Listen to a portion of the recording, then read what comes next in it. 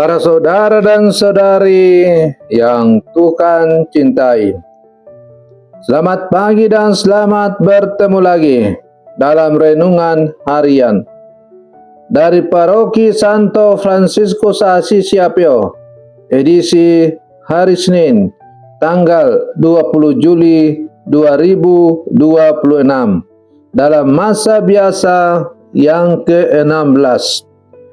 Mengawali hari yang baru ini, kita hendak mendengar dan merenungkan sabda Tuhan. Marilah sebelum kita mendengar dan merenungkan sabda Tuhan, kita berdoa. Dalam nama Bapa dan Putra dan Roh Kudus. Amin. Allah Bapa yang Maha Kasih, kami bersyukur karena Engkau masih memberi kami kehidupan dan kesempatan untuk mendengarkan sabda-Mu pada hari yang baru ini. Bukalah mata hati kami agar mampu mengenali tanda-tanda kehadiran-Mu dalam kehidupan kami sehari-hari. Bebaskanlah kami dari hati yang keras, yang terus menuntut bukti, tetapi enggan bertobat. Bersabdalah ya Tuhan, kami siap mendengarkan. Terpujilah Engkau Bapa, Putra dan Roh Kudus, kini dan sepanjang segala masa. Amin. Dalam nama Bapa dan Putra dan Roh Kudus. Amin. Para saudara dan saudari yang Tuhan cintai, sabda Tuhan yang hendak kita dengar dan kita renungkan untuk mengawali hari yang baru ini diambil dari Injil Matius pasal 12 ayat 38 sampai 42. Tuhan bersamamu. Inilah Injil suci menurut Matius. Sekali peristiwa, beberapa ahli Taurat dan orang Farisi berkata kepada Yesus, "Guru, kami ingin melihat sesuatu tanda daripadamu." Jawab Yesus kepada mereka, "Angkatan yang jahat dan tidak setia ini menuntut suatu tanda, tetapi kepada mereka tidak akan diberikan tanda selain tanda Nabi Yunus.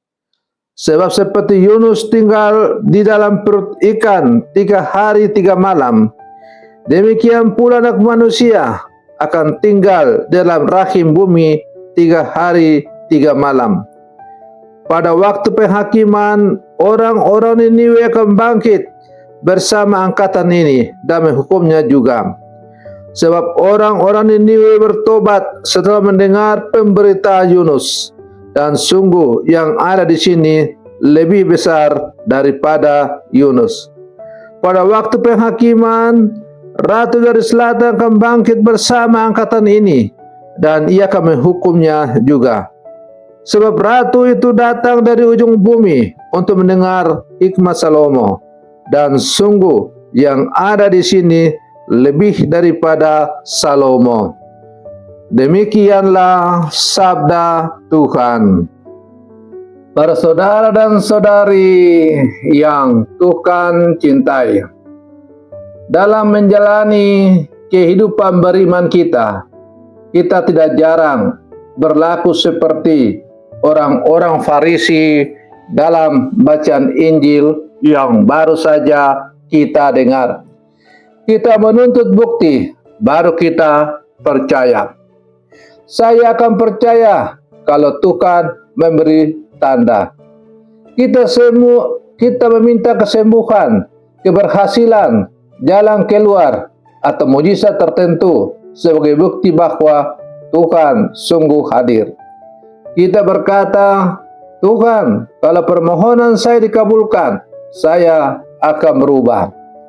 Namun setelah pertolongan datang, kita kembali kepada kebiasaan lama. Kita meminta tanda baru karena tanda sebelumnya telah dilupakan. Para saudara dan saudari yang Tuhan cintai, Melalui sabda Tuhan yang baru saja kita dengar bersama pada hari ini, kita bertemu dengan beberapa ahli Taurat dan orang Farisi yang datang kepada Yesus dan berkata, "Guru, kami ingin melihat satu tanda darimu." Permintaan itu terdengar seperti keinginan yang tulus. Namun sebenarnya bukan mereka mencari kebenaran. Mereka sedang menguji Yesus. Mereka telah melihat berbagai mujizat, tetapi hati mereka tetap tertutup. Masalah mereka bukan kekurangan tanda, melainkan kekurangan kemauan untuk bertobat.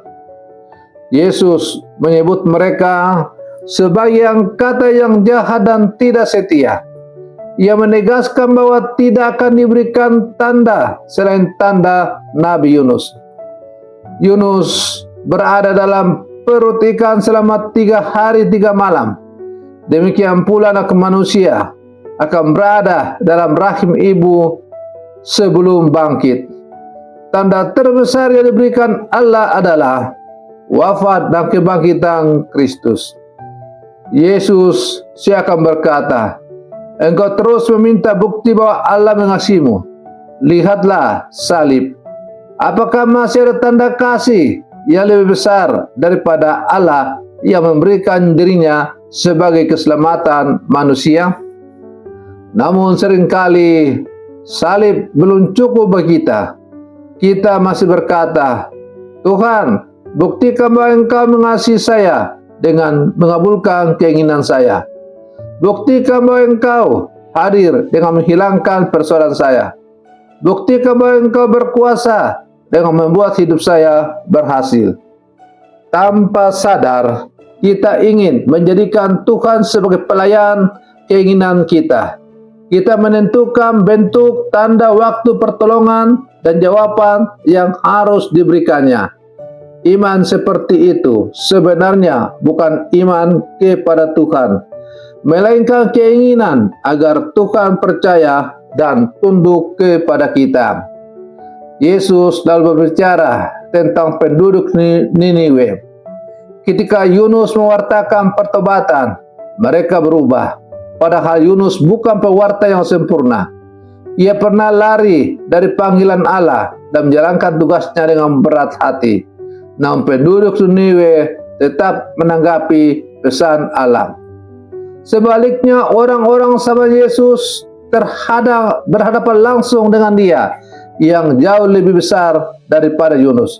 Tetapi mereka tidak mau bertobat. Disinilah sabda Tuhan terasa sangat menyentuh kehidupan kita. Kita memiliki kitab suci, ekaristi, sakramen tobat, ajaran gereja, dan begitu banyak kesempatan mendengarkan sabda Tuhan. Namun apakah semua kita sungguh mengubah hidup kita? Jangan sampai orang yang hanya sekali mendengar teguran segera berubah, sedangkan kita yang berkali-kali mendengarkan sabda tetap mempertahankan dosa yang sama. Kita dapat mengikuti misa berulang kali, tetapi masih memelihara dendam. Kita dapat menerima tubuh Kristus pada saat komuni, tetapi tetap merendahkan sesama. Kita dapat meminta pengampunan Tuhan, tetap menolak mengampuni orang yang bersalah kepada kita. Kita dekat dengan tanda-tanda kudus, tetapi hati kita tidak selalu menjadi kudus.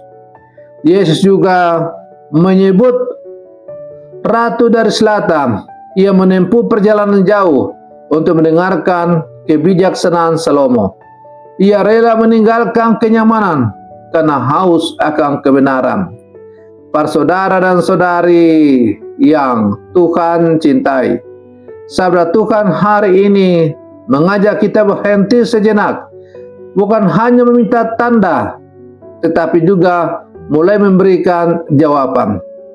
Kita diajak untuk sungguh-sungguh, bukan hanya menuntut bukti kepada Tuhan, tapi kita membuktikan iman kita dalam kehidupan yang nyata, meskipun tidak ada tanda yang diberikan kepada kita. Pertama, periksalah doa-doa kita. Apakah kita datang kepada Tuhan hanya untuk meminta sesuatu atau juga untuk menyerahkan diri? Kedua, tanggapilah tanda yang sudah diberikan. Salib Kristus adalah tanda bahwa kita dikasihi. Kebangkitannya adalah tanda bahwa dosa, penderitaan, dan kematian bukanlah akhir. Kita tidak membutuhkan bukti baru untuk mulai mengasihi, mengampuni, dan bertobat. Ketiga, jangan menunda pertobatan. Penduduk Niniwe mendengar dan langsung berubah. Keempat, milikilah kerendahan hati untuk belajar. Tuhan dapat menegur melalui pasangan, anak, orang tua, teman, atasan, bawahan, bahkan melalui orang yang tidak kita kenal. Para saudara dan saudari yang Tuhan cintai, mari kita dalam seluruh kehidupan kita terus berusaha untuk mengenal Kristus secara mendalam. Semoga kita semakin layak disebut sebagai murid-murid Yesus yang sejati. Selamat pagi, Tuhan memberkati kita semua. Mari kita akhiri renungan pagi kita dengan berdoa. Dalam nama Bapa dan Putra dan Roh Kudus. Amin. Tuhan Yesus, kami mengakui bahwa seringkali kami terus menuntut tanda dari-Mu. Kami ingin Engkau membuktikan kasih-Mu dengan mengikuti keinginan dan waktu kami. Ampunilah kami ketika melupakan begitu banyak rahmat yang telah Engkau berikan. Ampunilah kami ketika salib dan kebangkitan-Mu belum cukup untuk menggerakkan kami menuju pertobatan.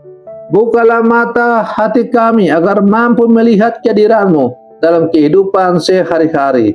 Ajarlah kami bersyukur atas keluarga, kesehatan, pekerjaan, persahabatan, kesempatan, dan setiap pertolongan yang kami terima.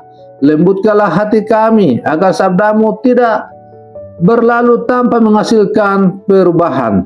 Berilah kami keberanian untuk meninggalkan dosa, meminta maaf, mengampuni, memperbaiki kesalahan, dan hidup semakin setia kepada-Mu. Bebaskanlah kami dari kesombongan yang membuat kami merasa paling tahu dan paling benar. Berilah kami kerendahan hati untuk menerima nasihat serta belajar dari siapapun yang Engkau pakai untuk menegur kami. Doa ini kami sampaikan kepada-Mu dengan pengantaran Kristus Tuhan kami. Amin. Dalam nama Bapa dan Putra dan Roh Kudus. Amin.